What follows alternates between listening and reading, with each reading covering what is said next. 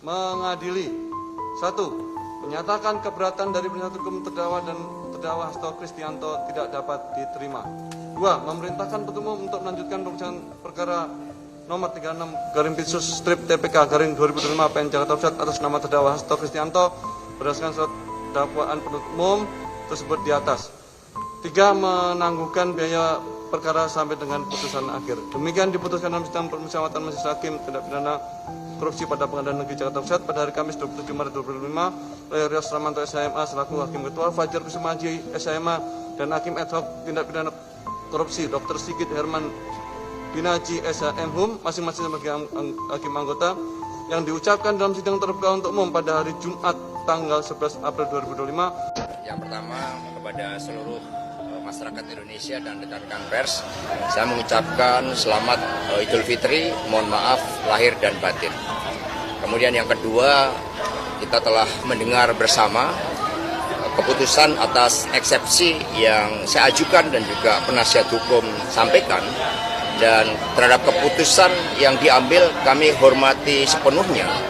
Karena sejak awal ketika kami mengajukan eksepsi, ini merupakan bagian dari hak yang dimiliki oleh terdakwa, dan juga ini sangat penting sebagai bagian dari pendidikan politik kepada rakyat untuk melihat bagaimana seluruh aspek-aspek hukum yang seharusnya berkeadilan.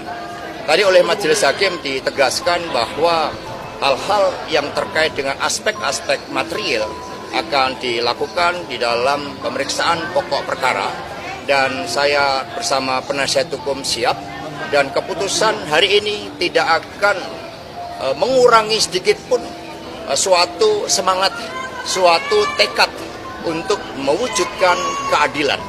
Karena Indonesia tanpa keadilan di dalam sistem hukum yang dibangun, sama saja juga tidak ada suatu penghormatan terhadap kemanusiaan. Membiarkan berbagai ketidakadilan yang terjadi sama saja dengan membunuh masa depan. Kami tetap berada pada keyakinan bahwa berbagai persoalan yang ditujukan kepada saya ini adalah suatu persoalan yang dipaksakan, suatu proses daur ulang, tetapi pemeriksaan pokok perkara itulah yang akan membuktikan. Kami mohon doa restunya. Terima kasih. Selanjutnya silakan pada penasihat hukum.